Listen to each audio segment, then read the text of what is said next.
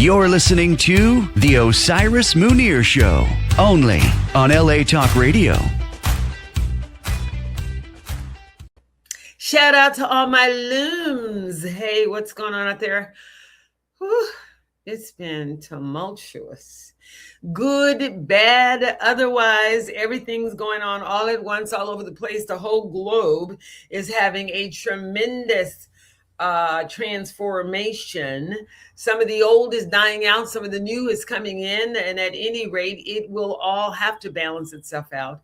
So, hey, to all my luminaries out there, before we get started, I want to give a shout out to our sponsor, Kevin Pike, Coldwell Banker, Senior Real Estate and Probate Specialist, and one of my favorites, close to my heart, of Coldwell Banker, 818-571-1508. He will take care of all of your real estate needs. So let's get into today's show. Welcome back to the set. Before we start, I want to show you our guest. Let me show you when we bring it on. I'll show him at the same time. So today we have the wonderful pleasure of talking to someone who really specializes in the roots of human history, culture, civilizations. He is swollen with wisdom. And by swollen, I mean, he's just full of wisdom. Of what I love about him, he is a disciplined scholar that is the master of, I would say, primary firsthand research. He has numerous studies, so I don't want to go through all of them.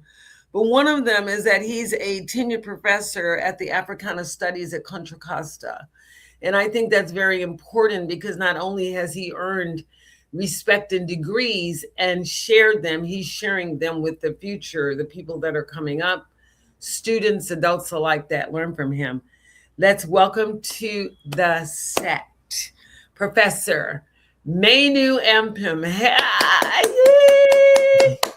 welcome. How are you? I'm great, Miss Osiris. I'm doing great. I'm here in Northern California, and I'm holding down the fort. Yeah, well, you go ahead. I wanted to show you your name up here. What I've been doing, I'm an abstract painter, so I've been painting in the names of the guests. And you see your name at the end, up at the top, at the end. Okay. In the rust-looking color, it says Professor Manu Ampim. You know, so you are going on my canvas of fame, I would say. So let's get right into it. I wanted to ask you a question. And this is an important question. What is the difference between the mainstream's assumptions about Africa and cultural, that Egyptian African civilization, and the actual reality of Africa and its civilization? Well, I appreciate the question. You know, I've been going to Africa now doing firsthand or original research since 1990. So it's been about 3.5 decades. And I go to do research on African history, African civilization, and African high-level culture and contributions to the world. But when I come back here to the U.S., it's amazing that people are they're kind of interested in my work, but their questions are, can you tell me about the game parks and animals? So, well, I cannot actually. I do know about the animals because they're part of the environment, but I'm more interested in the people. So one of the great misconceptions is that that Africa is backward and somehow not a part of modern society, and that the other misconception is that Africa and Africans have made no contributions to the world. You know, we still have people like back in October, I interviewed a king from Ghana, West Africa. Really? And then after this hour interview, one of my students who's from he was from the Middle East. He asked a genuine question. And after we talked about kingship and the advanced African civilizations, he still asked the king, are there any cities in Africa? Are there any cities? I mean, after an hour interview, what did you think you were listening to? So, and this was a sincere question. So it's hard for people to to understand that Africa is in many areas highly developed, but then you have traditional rural areas where people still practice African traditional life ways. And Mhm. those life ways, the people are still practicing those life ways that Cultures. have given us quite a lot. For example, iron smelting and traditional methods that are still practiced today, but people in the West are cut off from this kind of high level knowledge and civilization. So this is what I'm constantly doing, and that is to teach and to challenge the gross misinformation and misunderstanding about Africa in the past, but also even modern Africa. Wow, I love that. Now, to me, that would strike the same chord as like in this. I'll say this: United States of America. I'm being a very global thinking person. Yeah, and just like there's some backwards people up in Mississippi, Texas, Louisiana, and all these other states that are still operating on a very rural kind of routine program. It doesn't mean that they're backwards in, because some of them are the most heartfelt people you ever want to meet, but they're not necessarily in sync with technology. They may not know how to turn on the computer. They may have to hire somebody to turn it on for them. So in lieu of that, how do we protect those kinds of cultures that we don't want everybody selling out? We don't want everyone to be on AI. We want people that are aware of AI and intelligent enough and these things to to help keep it fair, help keep it good, and help keep it pure. But we also want to retain that basic parts of our foundation. How are you doing that? How can we do that together? Well, yeah, I appreciate that question. I'll give you an example. This past summer, actually, summer of last year, I hired a film crew to join me in the most remote areas of Ethiopia, which is in East Africa. Oh, And so I've been doing primary or firsthand research in that region of Africa for quite some time, mhm. but I needed the film crew to document me documenting the history. And so there's an area in Ethiopia that is known by researchers and scholars, but not enough documentation. And the area is called Gambela. And in How do the you spell Gambela, Gambella? Gambela? B, Gambella? yeah, Bella, yes, Okay, good. uh, Okay, go ahead. Gambela. And Gambela is one of those super remote areas where you have groups that no scholars have visited before. And so I wanted to, so my goal in bringing the film crew is to document those indigenous groups in the Gambela area that still practice their cultural life ways. Wow. And and what's exciting about the groups, the five main groups in Gambela, is not only do they continue to practice their cultural life ways that go back to, but these life ways that go back to antiquity. So as a scholar, I'm able to look at the oldest of the classical African civilizations, which is ancient Kush, the Kushite civilization, Mhm. and see that those rituals and ceremonies and beliefs and practices from ancient Kush that originates back in antiquity are still being practiced today by the groups in Gambela. And so the documentary that I'm working on is to really show the history of Kush, which has never been fully documented. Oh my gosh. Nobody knows the origins of Kush. We know about Kush being a great civilization, but when did it start? And no scholar has delved into the area because it's not easy. It's not Mhm. simple. You have to go to the most remote areas.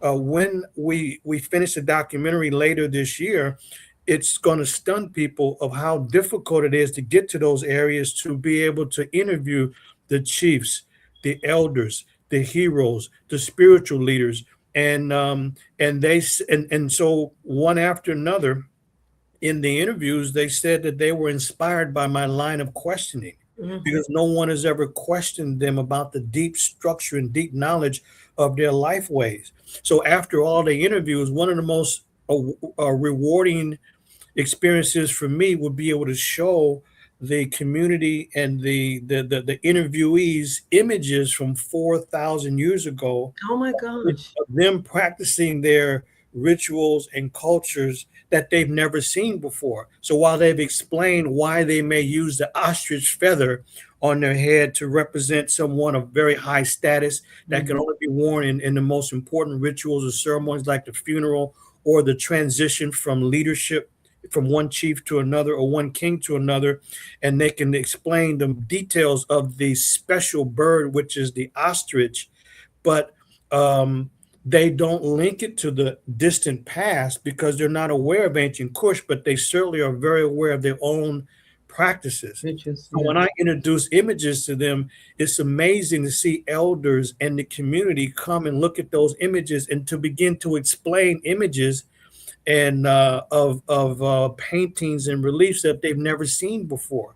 So these are the most remote areas. And one of the things, Sister Osiris, that the viewers and listeners should know is that the Ethiopians that we see here in the U.S., whether it's in California or any place in North America, these are not the Ethiopians that I'm referring to. The Ethiopians that we see, they're from the north. But Gambella is in the remote areas in the south. So in these most remote areas, I mean, it is very difficult to get to those areas because they're so remote and there's no roads at all. I mean, if you want to call it, there's trails. You can't call them more than trails. And during the rainy season, it's not just water, but these are like small, almost like small ponds that you're not going to get through. So we had some very difficult days getting to the most remote areas, but it's all rewarding. And the goal is, and the reason why my work has been so supported by the indigenous people is because not only have researchers not visited some of these communities before, but they all said in one group after another that no one has delved that deeply. So they've embraced my primary or firsthand research as if it is their own because they understand it. I'm not representing USAID.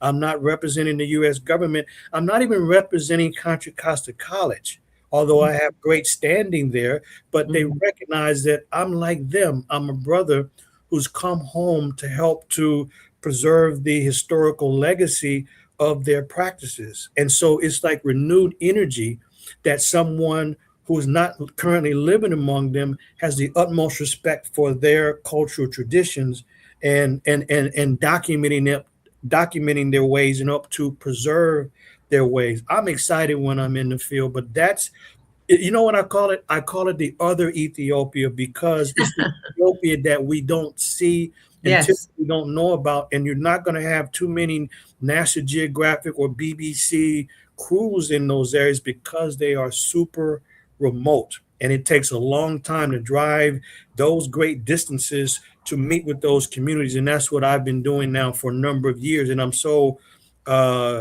glad and thankful that last year I was able to pull together a professional crew to documenting the history of Kush, to link the ancient past to the present.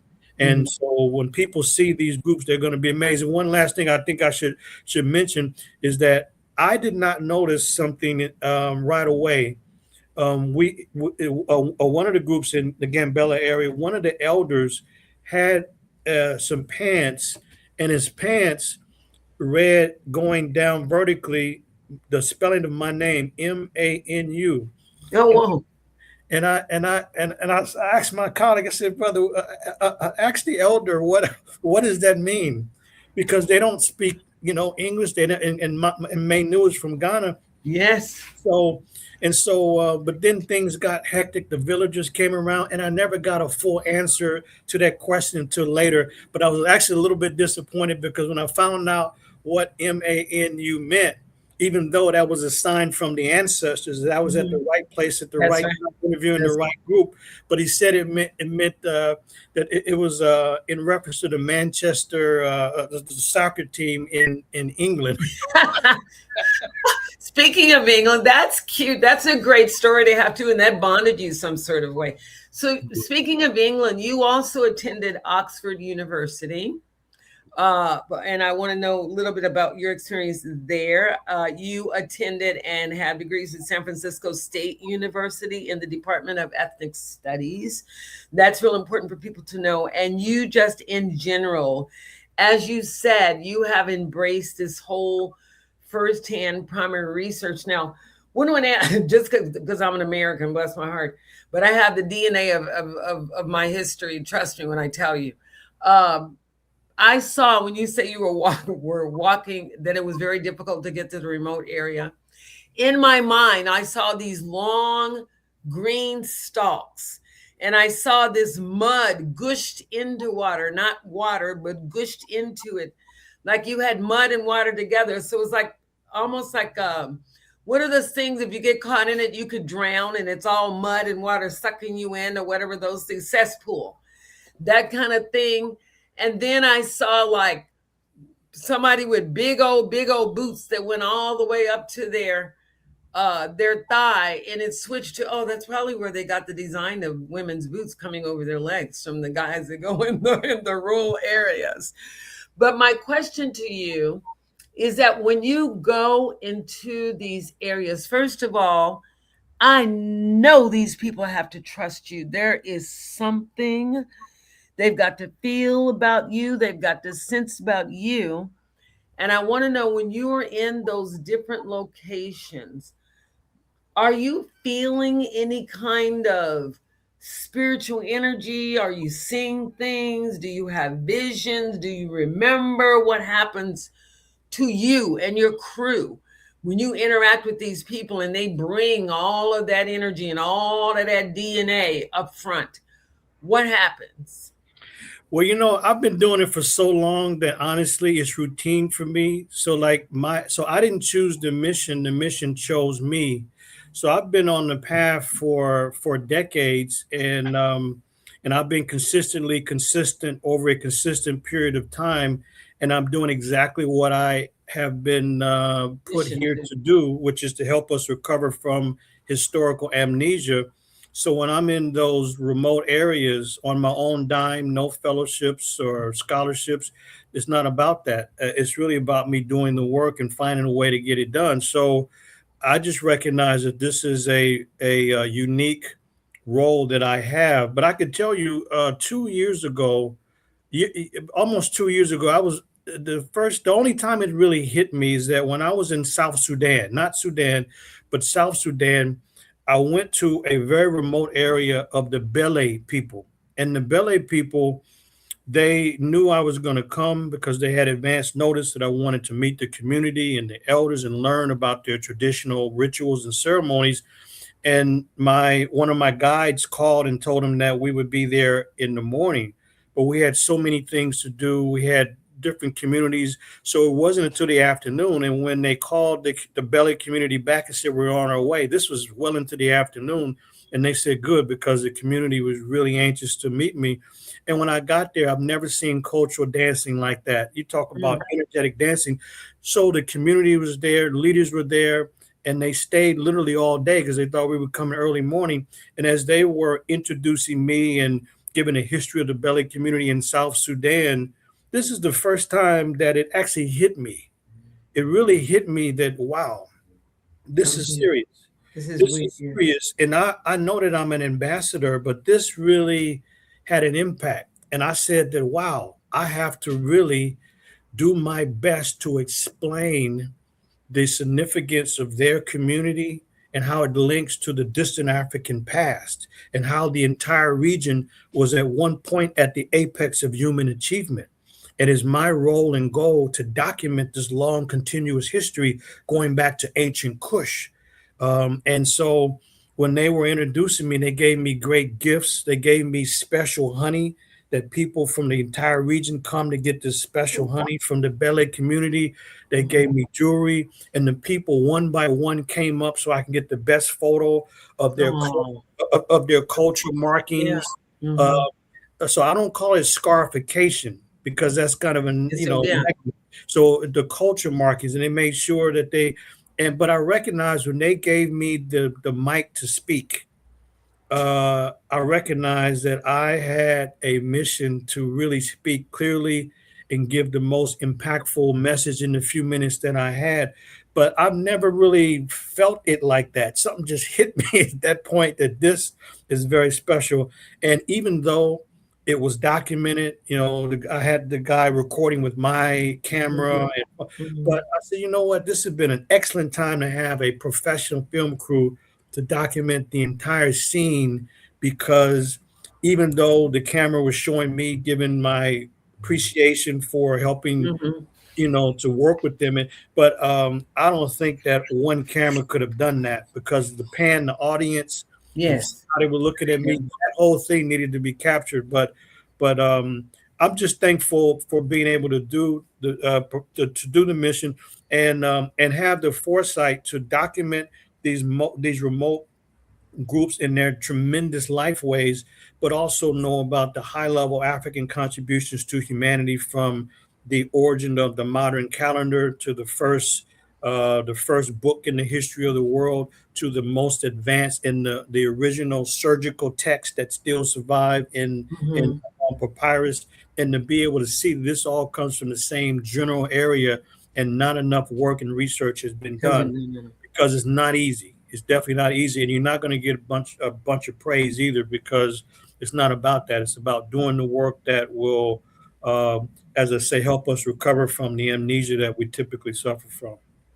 I wanted to know, speaking to that subject that you mentioned about artifacts, how do we protect the artifacts? Like, how do you know that some of the artifacts have been stolen, or how do you know? Like, I think I read in one of the some of the information you sent over, that you're worried about the region because, again, you know how greed is. Next thing you know, they're coming in, knocking down everything without any kind of connection to why it's there, the culture, the history.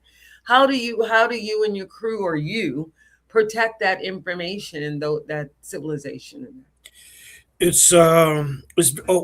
can tell you a couple of things that I've done. One is back in 2011, when I was in Sudan, which is north of South Sudan.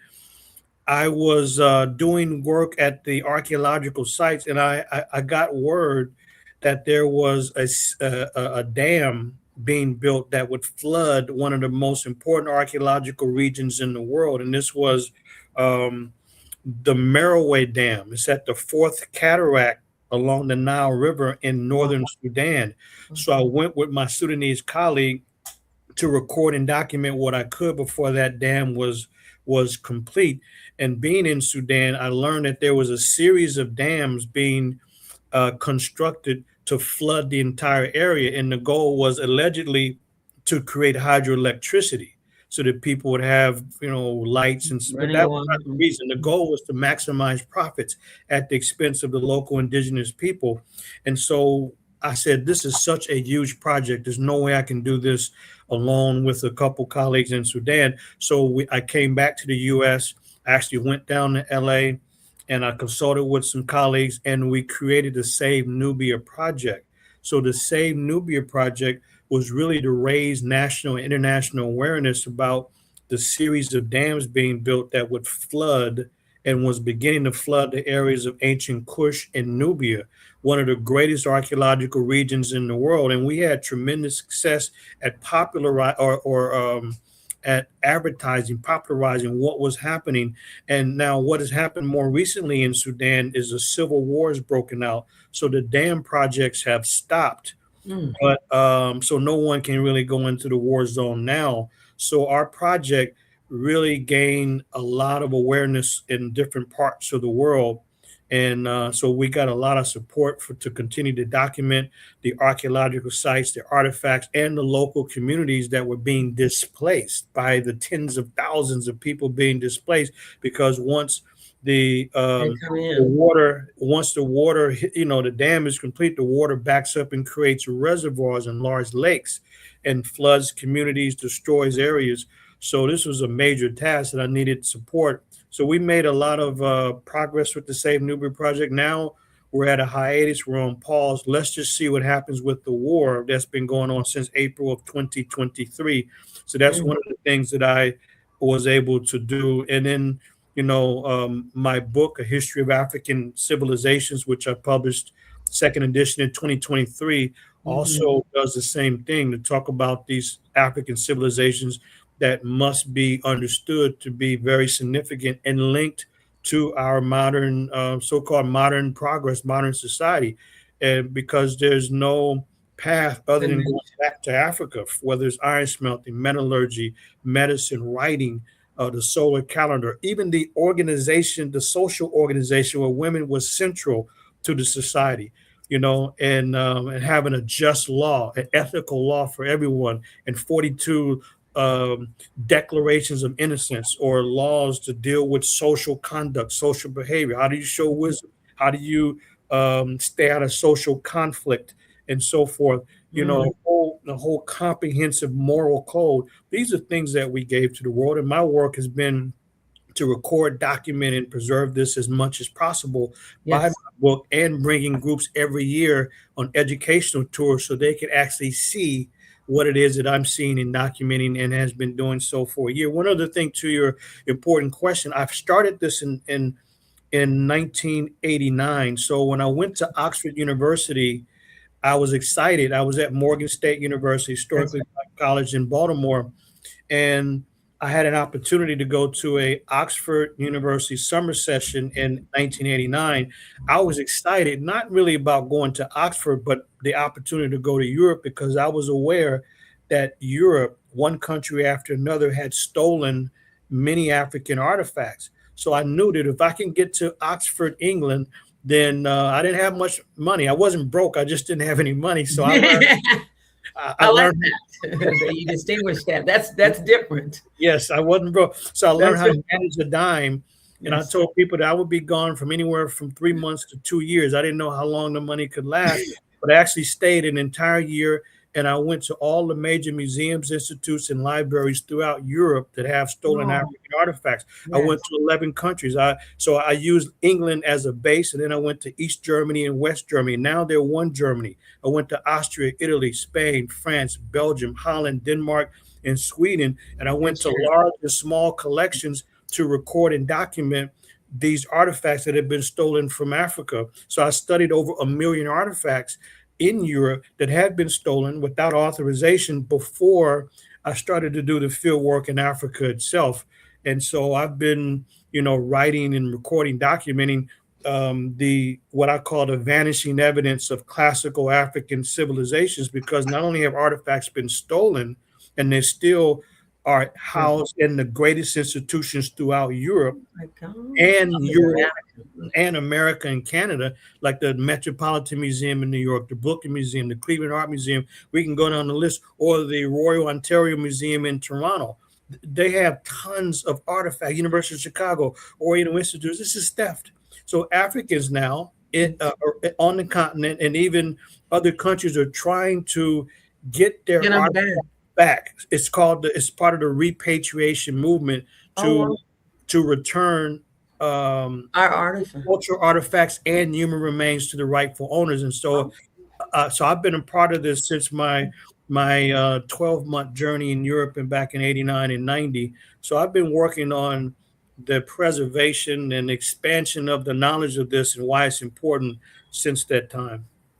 how big of a team does it take? I mean, you said you were really kind of. But wait, let me back up a little bit.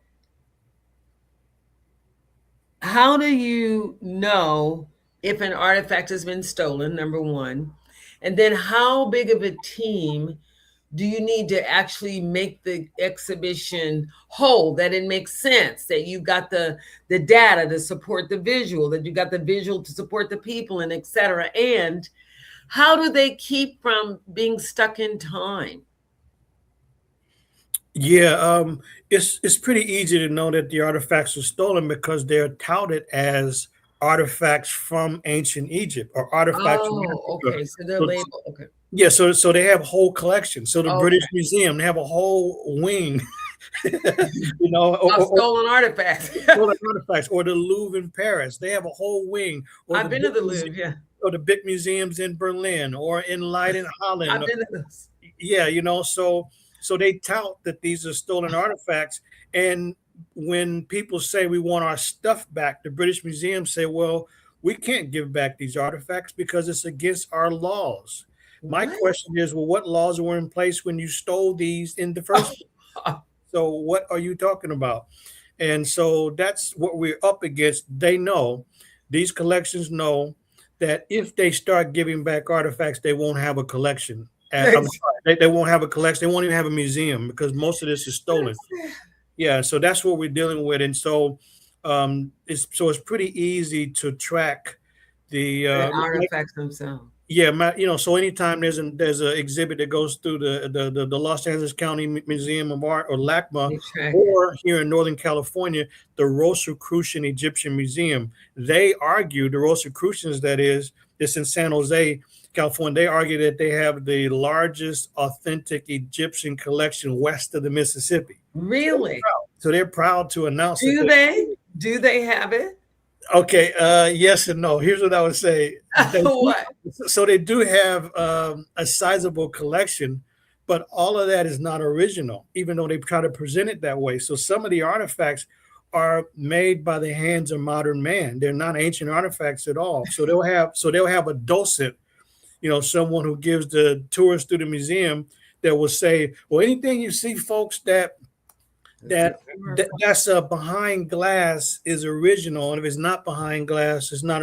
I remember I told one of the docents, so you need to stop saying that. That's absolutely untrue. I said, upstairs you have items behind glass that are 20th century. They look European, and these are not authentic art. You say, oh yeah, you're right. Yeah, of course I'm right. So you need to stop. That's what I'm talking about. Yeah, you need to stop misrepresenting this. I said, these artifacts have been taken from Africa. You've taken all these. You've stolen these. Some of these you don't even know who were the original thieves that took them from the tombs, but you bought them because you wanted to build your collection.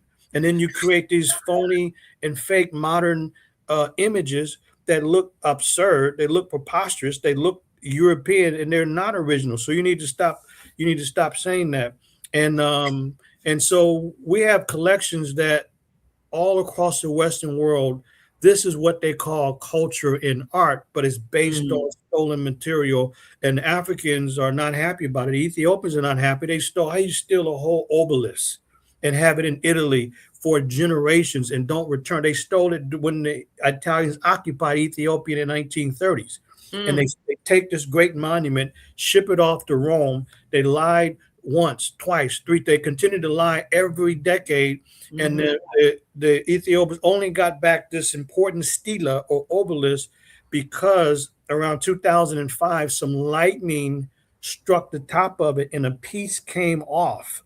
What? And the Italians were worried that, this may collapse altogether. So that's when they gave it back to the Ethiopians, even after admitting that it was stolen during the war in the first place. Oh my, all I saw, I swear you guys, I don't mean to be funny. It's not a funny, but same up, all I saw was Michael B. Jordan and Black Panther. Remember he went and took the artifact, he broke the glass. He said, give me back, this ain't y'all's anyway. I was laughing so hard. When you said that, that's all I could see was that scene rolling in my head. But I am surprised. And this is what I've observed from experiencing different kinds of cultures and a variety of different cultures. In general, not that we are meek, but in general, we are very kind, giving, loving, a warm kind of culture. We can be aggressive if we need to be, but we don't start out. We are a very heart-based culture. Every time, even in the South, and I'm from the South, even in the South, you go to someone Black's home or some white people in some cases, but I'm speaking of African, and they're right away, baby, have you eaten? You want some water? Baby, what do you need? You need to go to the bathroom. It's just like you're having an automatic mom. You don't even know the people. But that's just how welcoming it is.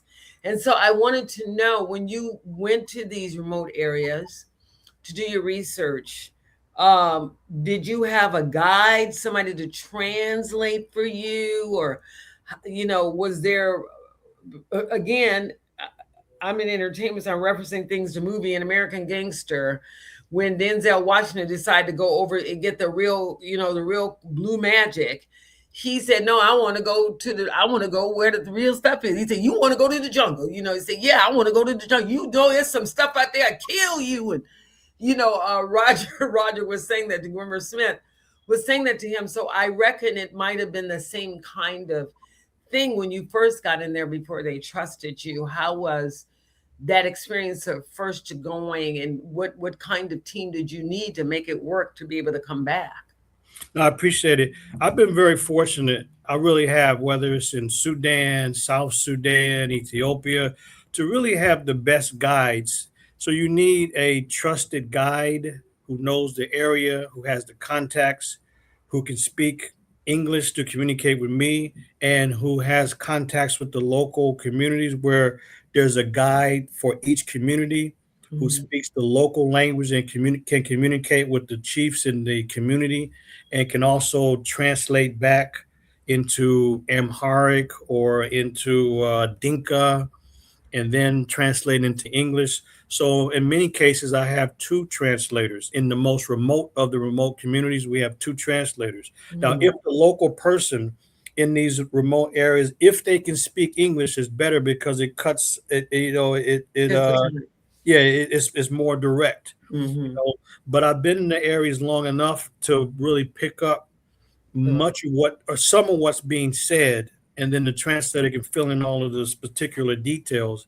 Mm. And so just being perceptive of what they're saying and the body language, I get an idea of what they're saying, but you really need two very good translators who also can speak. At least one has to speak English, sometimes two speak English. And I can't say how fortunate I am to have trusted brothers who are like family members who are also knowledgeable and well connected so that there's never an issue about if they are legitimate or trustworthy. They're more than that, but the kind of contacts we have now is really extraordinary, and that's why this can't, to be honest, this really can't be duplicated because you just can't go in there. They're not going to trust people, and you're totally correct. They don't trust people. They have no reason to trust people unless you come highly recommended. But like in Ethiopia, for example, I'll use Ethiopia because that was more of a challenge than some of the other countries, and it took us about maybe a year and a half to really figure out how to really gain the trust up front because before my colleague he would introduce me as American who's coming back, who's coming to interview. So in their mind, 100% of the time, they're thinking about somebody who's white.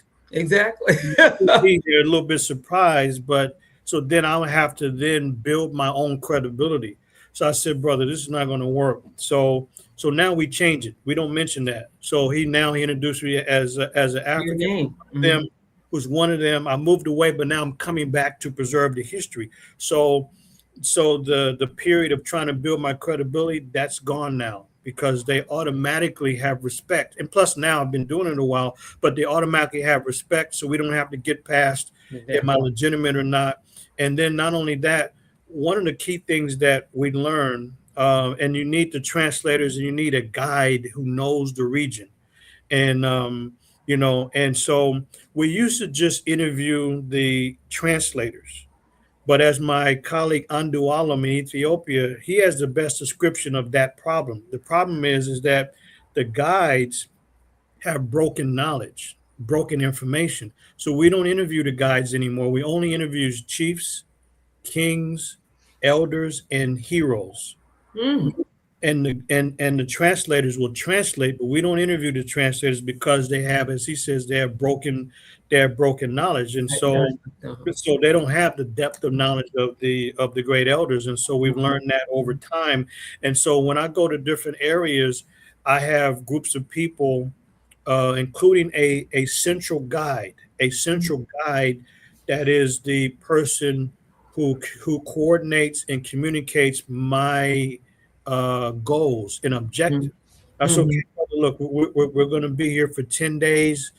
What can we accomplish? We need to go here, here, and here. How Okay. many days do we need? And so the local guy who knows the area, then it's his responsibility to organize and coordinate everything: accommodation, drivers, translators, interviewees, and put all that together.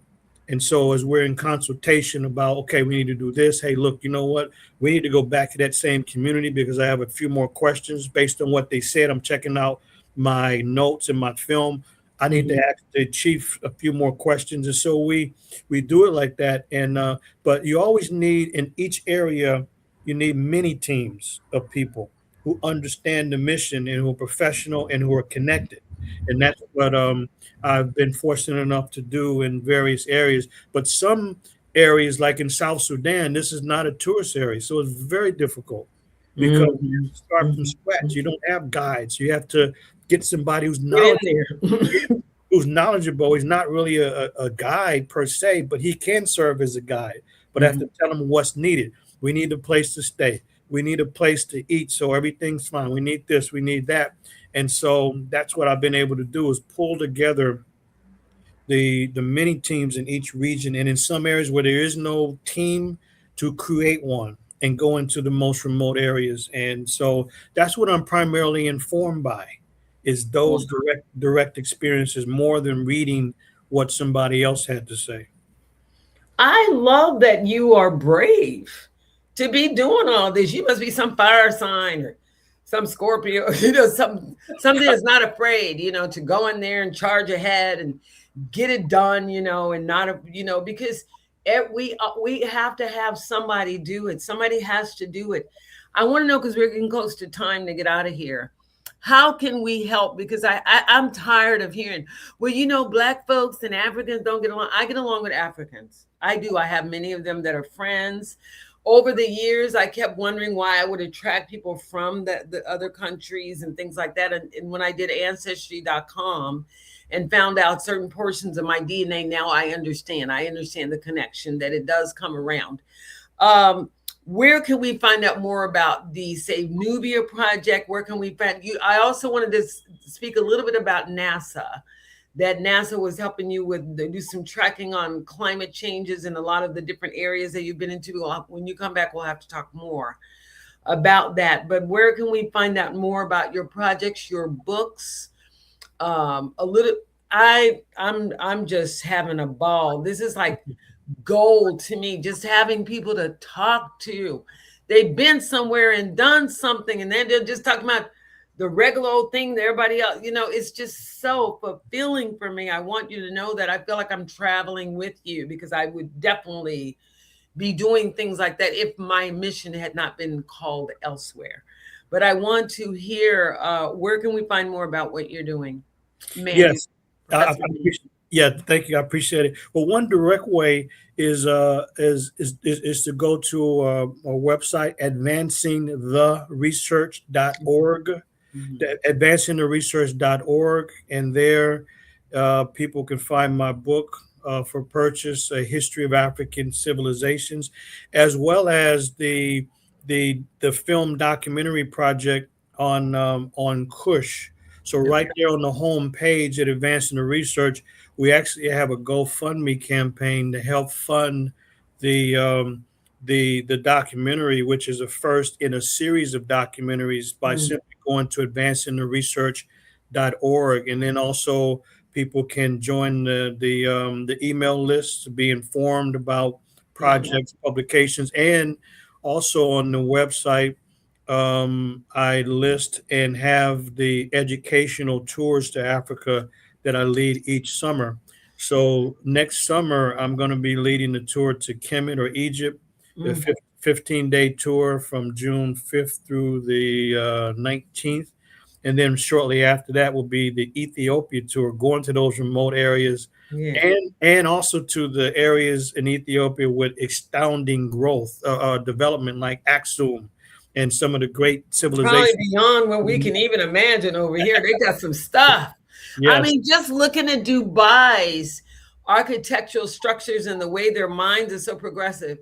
Again, I'm an American. I was born and raised here, but it's like it's like we got all this money, and it's like our landscape looks like something out of a cartoon book compared to when you go to some advanced. It's like going to an advanced civilization, in my opinion.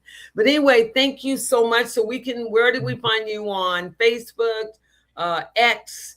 IG under the same thing, advancing research? No, so for social media, it's best to go directly to Manu Ampim. That's Okay. Manu, and then last name Ampim. So on YouTube, I have a YouTube channel. Also on Facebook, I have a very large group on Facebook, also TikTok. So just look for Professor Manu Ampim, and folks can become friends. They can join the community and be up to date on the ongoing work and research, or even email me directly at manuampim@gmail. But certainly social media and the website advancingtheresearch.org, folks can follow my work and also support. We do need support, but I say to people, all support is welcome, but the work's going to get done anyway. That's right. Oh, you are just such. Well, I love you just to know that you're doing that. For me, you know who I am. You know, I'm everywhere, all over the place, all the time. I want to shout out to Sam Hassan, LA Talk Radio. Thank you for being my friend. And wonderful things that LA Talk Radio does. We have a great list of show hosts. I also want to give a shout out to you, my luminaries out there. I love you. I love you for who you are, what you stand for every day, looking in the mirror, facing yourself with honesty, integrity, and getting it done. And also, I like you for staying true to the world and having a mission, such as Professor Manu, having a mission and sticking to that mission, and also getting that done. Don't let anything get in the way or distract you.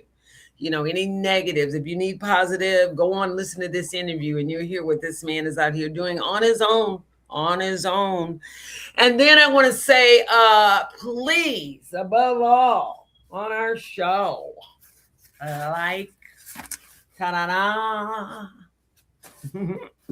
share, woo, and subscribe, my pretty little bright looms and luminaries out there. Don't forget that without your support, I cannot do it. I can do it alone, but I'd rather do it with you.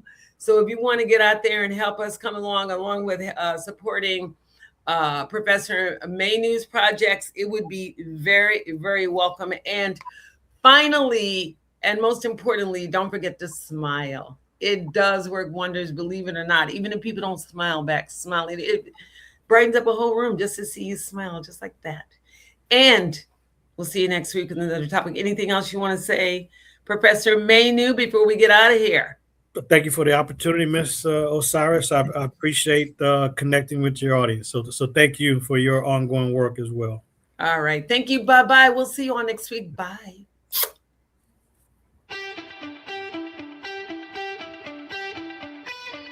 You're listening to The Osiris Munir Show, only on LA Talk Radio.